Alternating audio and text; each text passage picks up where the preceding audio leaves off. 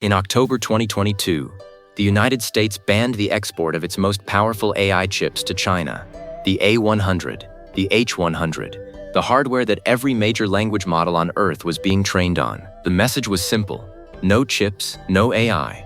No AI, no future.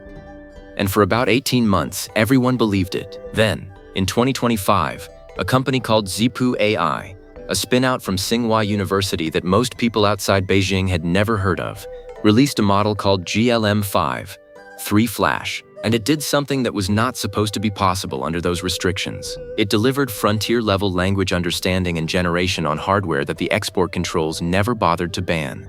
Because the hardware wasn't the point anymore. The architecture was. And it's happening right now. Today, in 2025. By the end of this video, you'll understand exactly how they did it, why everyone said it couldn't work, and why the people who wrote the export controls ended up funding the exact research that made those controls irrelevant. Hit like if you want more of this. Subscribe so you don't miss what's next. Let's get into it. To understand why GLM-5, 3 Flash matters, you have to understand what it replaced.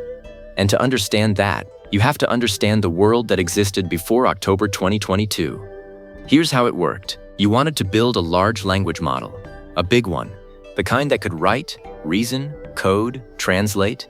You needed 3 things: data, architecture, and compute. Lots of compute, and that compute had a name: NVIDIA.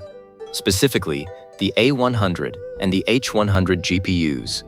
And honestly, for a decade, this system worked. It was proven, it was scalable. Every major lab on Earth, OpenAI, DeepMind, Meta, Anthropic, trained on NVIDIA silicon.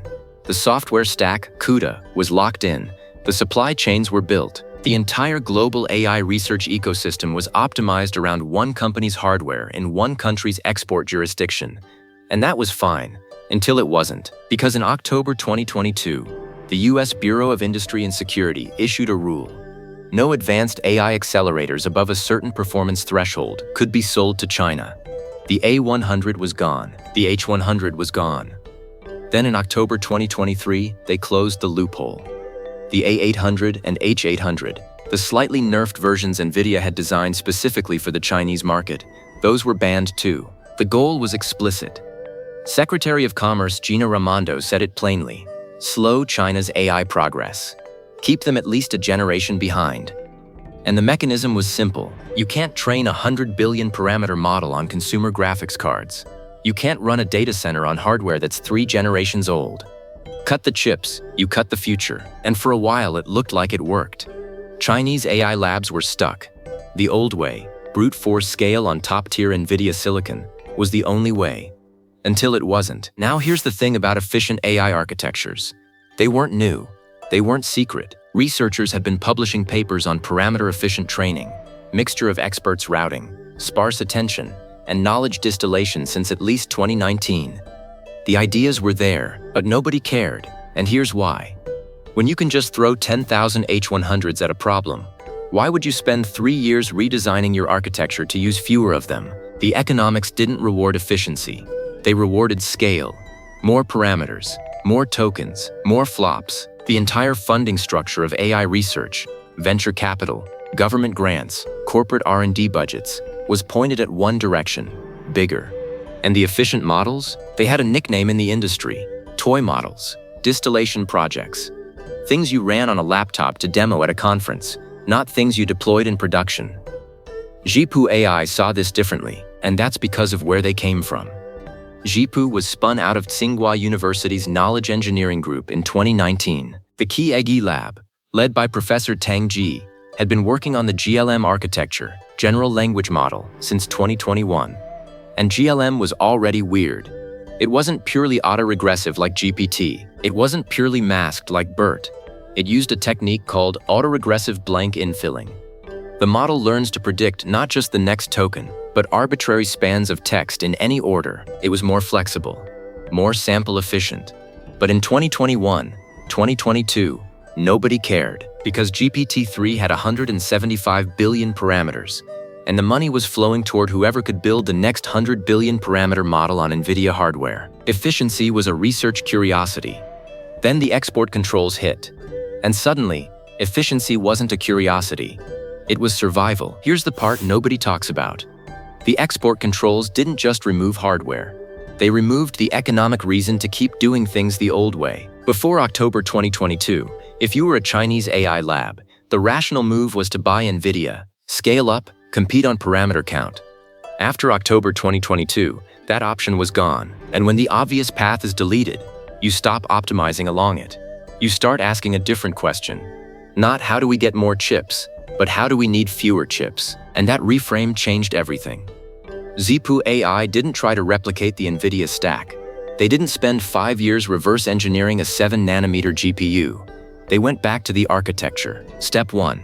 They took the GLM framework, the autoregressive blank infilling design, and restructured the attention mechanism. Instead of full quadratic attention across every token, they implemented a hybrid.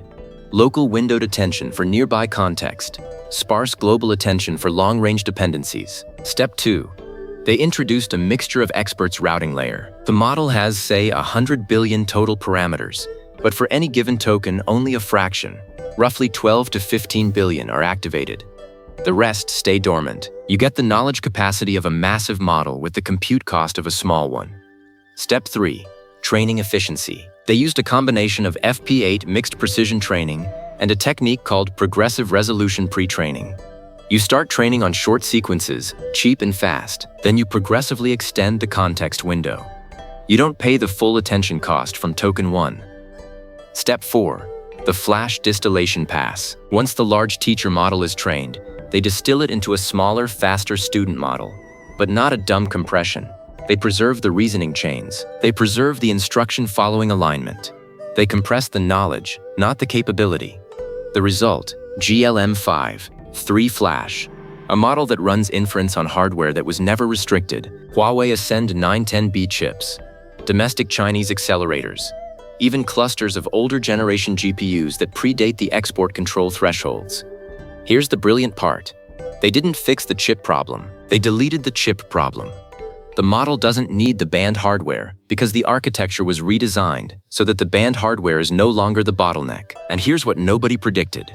The export controls didn't slow this down. They removed the economic reason to keep buying the old thing. Suddenly, the good enough efficient architecture wasn't good enough anymore. It had to be better, and the funding followed. The Chinese government's national AI strategy, the Beijing Municipal AI Compute Subsidies, the Ministry of Science and Technology key R&D programs, all of it redirected toward domestic hardware optimization. Zhipu AI raised over 2.5 billion yuan in 2023 and 2024 combined. The money wasn't going to buy NVIDIA cards on the black market. It was going to make NVIDIA cards unnecessary. So is this real? Is it deployed?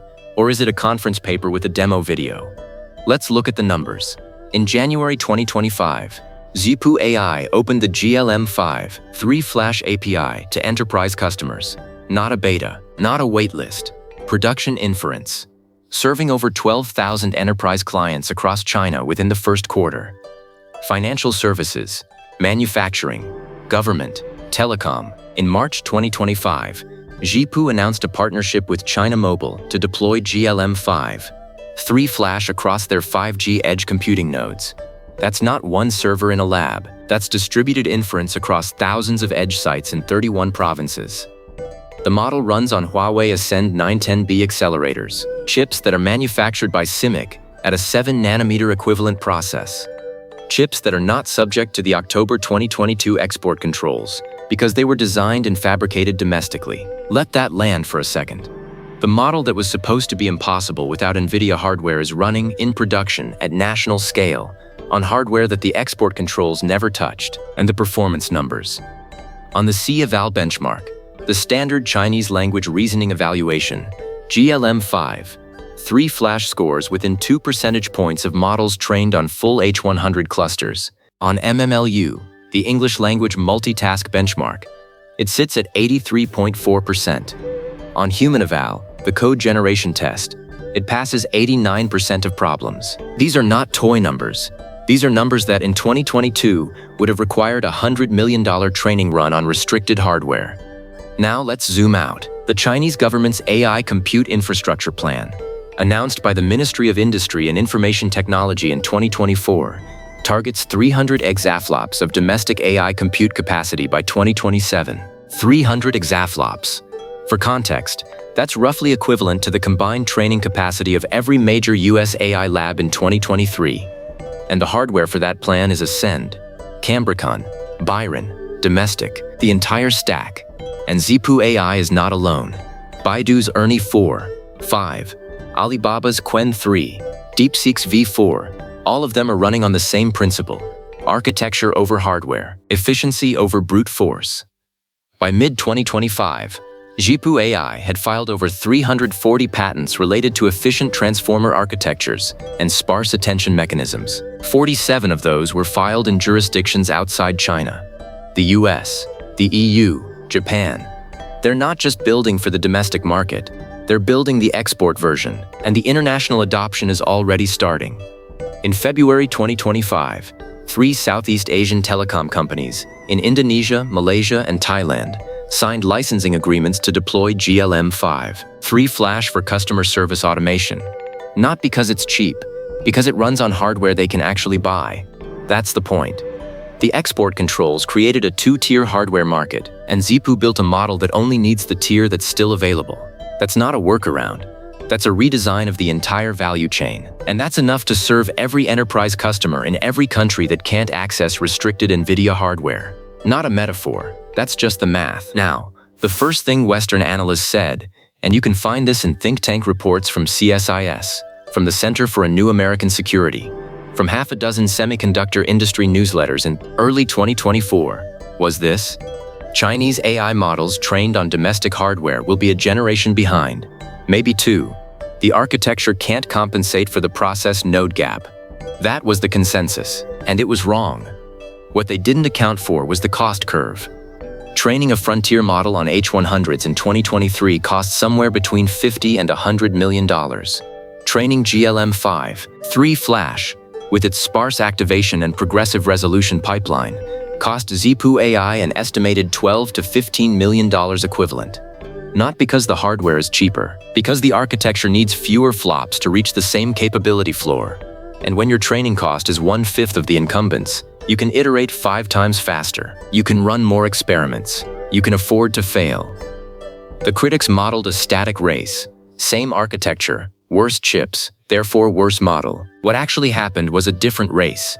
Different architecture, different chips, and the metric that matters, capability per dollar of inference, flipped. And there's a second thing they missed: the software ecosystem. CUDA was NVIDIA's moat. Everyone assumed you couldn't leave it. But Zhipu, Baidu, Huawei, they built their own. Mindspore, Paddle. The Ascend CAN stack. It's not as mature as CUDA.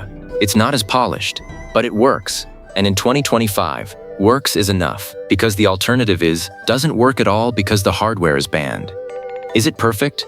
No. Inference latency on Ascend 910B is still roughly 15 to 20% higher than equivalent NVIDIA hardware for the same model size.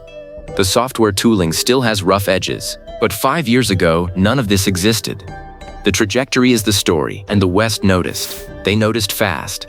In April 2025, the US Senate Committee on Commerce, Science and Transportation held a hearing on AI export control effectiveness. The testimony from the Semiconductor Industry Association included a line that would have been unthinkable in 2022. Quote, "The assumption that compute restrictions would create a durable capability gap is no longer supported by deployment data." The tone had changed. Not triumph, not anger, recalculation. The old guard had noticed. And they noticed that the gap they thought they had was no longer a gap. It was a different shape entirely. The world that ran on NVIDIA CUDA and brute force parameter scaling didn't announce its own ending. It just started losing ground to something leaner, cheaper, and impossible to blockade. Because you can't sanction an architecture. You can't put an export control on a mathematical insight about sparse attention. You can't embargo the idea that maybe, just maybe, you don't need 10,000 top-tier GPUs if your model is designed to think efficiently. They tried to lock the door. China built a new building, and the question isn't whether GLM-5, 3 Flash works. It's deployed.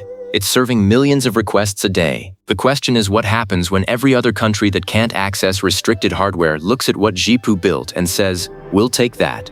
The shift is already happening. The only question is who's watching. If this changed how you think about AI and geopolitics, hit subscribe. The next one's bigger.